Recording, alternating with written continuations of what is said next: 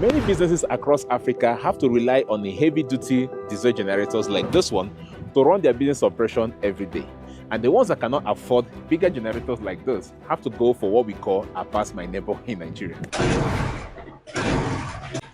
Neighbor, you get plug! The problem with this machine is that I actually have high costs of running them, and also they pollute the environment a lot, beside the fact that they have this annoying noise that actually disrupts business operations. However, this is changing as many businesses across Africa are now adopting clean, efficient, and cost-effective energy sources to run their business operation. The lifespans of the solar panels is 25 years. The payback period is an 18-month period for something that's actually going to be operational for 20 years. In this series, we travel across South Africa, Zimbabwe, and Nigeria to explore how cost-effective solar and battery systems really are. We'll find out the cost of installing them in a residential or commercial setting and the best performing product available in 2026. So I'm actually told it just takes like 2 days to actually install all of this system right here for the commercial use. Even for the residential, it takes within 1 day or 2 days. So that means the installation itself is very, very fast.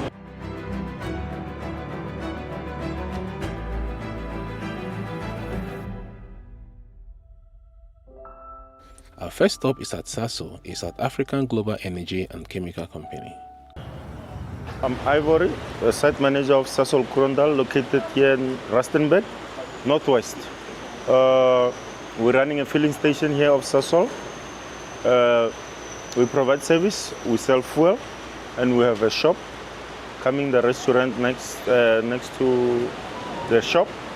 We're using the power of the generator and the solar system provided by Deye service. This system is working quite well than diesel. I was operating this site using 2 generators. Now I'm using 1. Just to kick in when there's a need. You understand? Throughout the day, when there's enough radiant, we use the solar to charge the batteries and as well to take on the load to provide us with energy on the site. Okay, so that means the solar and battery storage system is more efficient for you? A lot. Okay. Yes. But beside that, because I find it very ironic that you are a fuel station. Instead of running your operation with fuel, you're not running your operation with solar energy. Yeah, everyone wants to save, most. Even if we are selling fuel, you can't just go for more or for a loss. Okay. Yeah, it's still a loss because it's stock. We're buying this thing to sell and make profit. So when you're using it for the operation, then it's a loss. Most people complain that the problem with solar energies is that the batteries don't last and all of that. What kind of system are you using? And what would be your advice? Yeah, well, it depends on the system that you have and the service providers. Okay. So we have the best. We have the best system there. The back, like you've seen the system there, is huge. Yeah, like it's the first system of this size I've ever seen. You understand? First time I see that size, okay. Especially that size. It's a lot. Many batteries are there, top class machines there. So it takes a good team to install that kind of a system. So why did you go for Deye? Why did you go for Deye system? Yeah, they are professionals. They are doing a great job. They know what they are doing. They know their story. They didn't struggle installing this thing here. They were here for a few days and then this thing was on already. And they have been working. Exactly. Are there any downtime? Okay, yeah, well, there's a problem when there's a bad weather like this. Okay. Not on operation daily, on a shiny day. Okay. Yeah, on a shiny day. A normal shiny day, there are no downtowns. You work efficiently well. Yeah. You've reduced your cost. Yeah. You have less noise. Less noise. That one is very important. You also have less pollution in the environment. Yeah. So you also help with the environment. I'm very happy. So that's the way to go, right? Yeah. Okay, for what would be your word of advice for businesses that want to switch? Yeah, if you want to switch, you can contact Deye. It's very easy and it's not gonna disturb your operation. It's very easy to switch on from the diesel machines to solar. Yeah, you can save a lot. So you think that's the way African businesses should go? You advise them? Yeah, with solar, there's no problem using solar. I mean, like it's free energy. My name is Ignatius Rampele. I am the director at Lamara Energy, which is an installer of solar PV technology. We are here at a client site, which is Sasol Kurondal in the northwest province of South Africa. This site was actually operating using a generator, which they are currently off-grid, and after they've actually experienced challenges with regards to their consumption, they contacted us to do an installation of solar PV system that will assist them in terms of reducing the operational cost. So we proposed a system which is a 120 kilowatt solar PV system comprising 215 kilowatts of battery bank.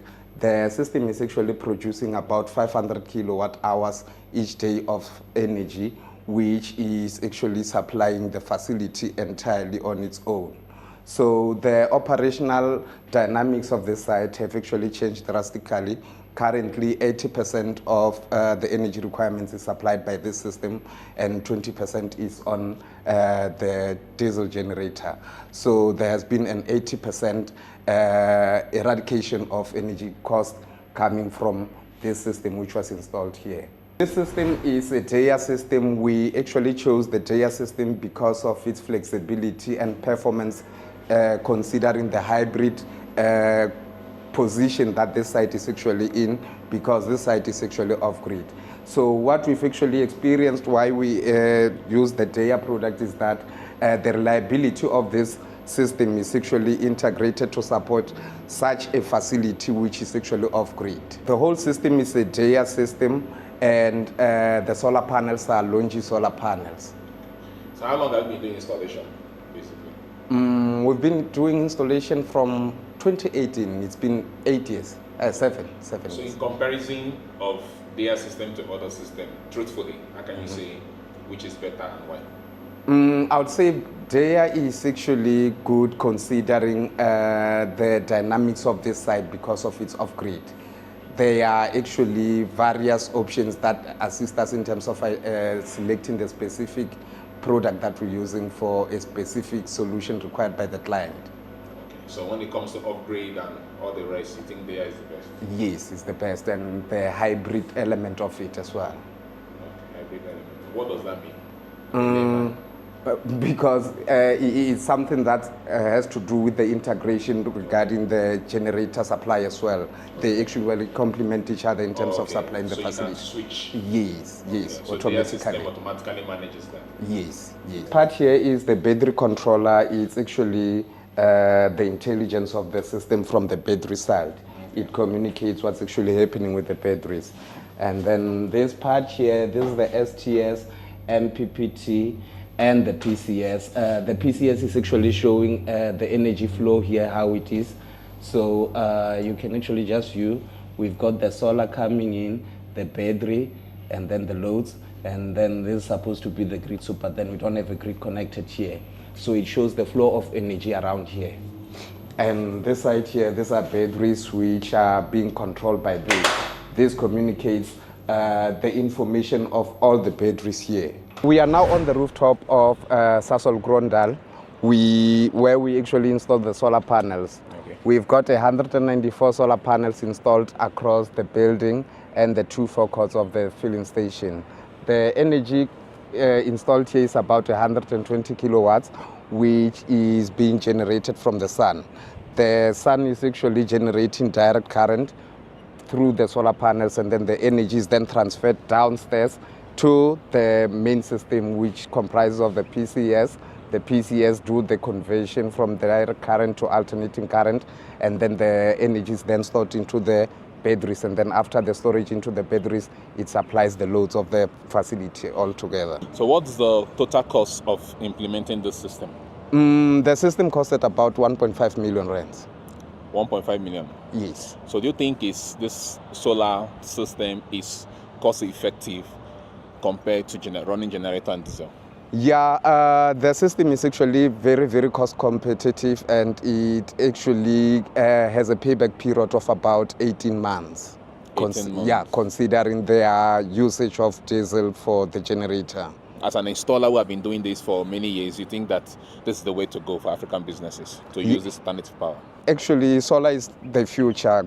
You can actually just think of how the payback period is. an 18-month period for something that's actually going to be operational for 20 years. It's actually a bargain. I think African business need to actually switch and use solar technology to power up their businesses. How will you encourage them to move towards that as an expert in the field? I think most of the challenge that's actually having to do with the switch to solar for most businesses is that capital is a problem for most of people to actually have access to that. Okay. So currently what's actually happening, I think most businesses just need to actually have conversations with the installers to try and find solutions to can help them to make an installation without having to fork out an upfront fee payment. There are various solutions in the market currently. We've got your solar lease solutions, we've got PPA solutions, where the installer take the risk of investing in the system and then generating electricity to the business at a cost that's actually very low to what's available in the market or what they are using for energy production. From Sasol, I visited Volvo in Pretoria, South Africa to learn how they are using solar energy to power their EVs as well as administrative process. I'm currently at the Volvo corporate office right here in Johannesburg in South Africa. I also want to find out if running this alternative source of energy have saved them cost or not. So that's what we're going to be finding out in this video. So we are at Volvo, at one of their offices in Pretoria. This is more an administrative office. They've also introduced electric vehicle chargers to their premises for their staff, and this is predominantly the site, yes. Okay, so let's know the kind of system you installed here, what's the capacity, and based on what you've installed right now, are they just is this totally upgrade or is just hybrid? Yes, so it's a hybrid system, so it's supplementing from the grid. The part of the reason why they've opted for this installation was they've got a very small grid connection, 50 kVA. They knew they were going to implement EV chargers. EV chargers can take quite a chunk of energy, from 15 to 30 kilowatts, depending on the type of chargers. So they opted for a solar system where they could still have a smaller grid connection but a larger load output. So in this installation, we've got two 50 kVA inverters, which gives them 100 kVA of inversion capacity. And at the back here, we've got 4 50 kVA or kilowatt hour batteries, giving them a total of 200 kilowatt hour battery capacity. What's the total number of batteries you have here? So we've got 10 batteries per leg. So we've got 40 batteries. And how many inverters? 4? 2 inverters. 2 inverters. These inverters. Okay, so these are the regulators. Yes. So essentially, can you explain how this works? Okay. So how does it work? So we've got two 50 kVA inverters in parallel. Okay. That takes the power from the battery. So we've got 2 legs of battery per inverter, which gives you 100 kilowatts of battery power to each inverter. They are paralleled together. That gives you the 100 kilowatt or kVA of inversion capacity. Okay. And then we've got 33 kilowatt peak of solar on the roof, which tries to supplement all the load. This is the only quantity of panels that we could get on the roof. There's a restriction of space on this roof, so the rest of the power has to come from the grid. Oh, I have to confirm because of the restriction of the space. Correct. Okay, so but so far, when you look at the energy consumption that this place is using, what's the contribution you're getting from this? Is like, what's the percentage? More or less 50%. 50%. Yes. So the other 50% come from the grid. Correct. Okay. Yes. So why did you choose to go with Deye system instead of other systems? So Deye is very scalable for us. It's a small, compact solution. So the client still has the capacity or the room to add another inverter that will give them 150 kVA of inversion capacity, and they can add also additional batteries. So based on the size, the compactability of the system and the reliability of the system, we've opted to go for Deye. Okay. Because of reliability. How many years warranty does this battery have? So the battery comes with a 10-year warranty. Okay. The inverter comes with a standard 5-year warranty, but because we use Deye batteries, Deye inverter gave us an additional 5-year warranty on the inverters. Okay, so it's 10 and 10 years. 10 Yes. 10 years. 10 years. But we haven't used their product up to 10 years so far. No. So the installation is probably about 3 years old. 3 years. Okay. Yes.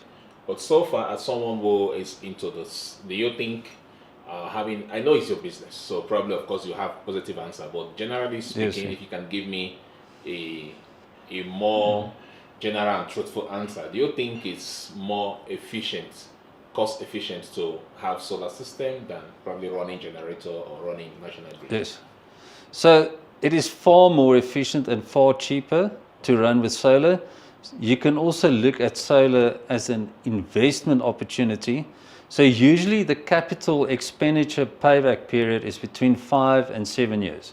Okay. That's what you spend on solar and batteries and inverters. Okay. You will get the payback period probably between 5 and 7 years. After that, your electricity is free. It's free. Okay. If you go and do the return on investment or the IRR over a 20-year period, you get anything from 15% to 40% on your investment. Okay. That is better than what you can do if you had to invest that money in a normal bank account, in a 30-day call account.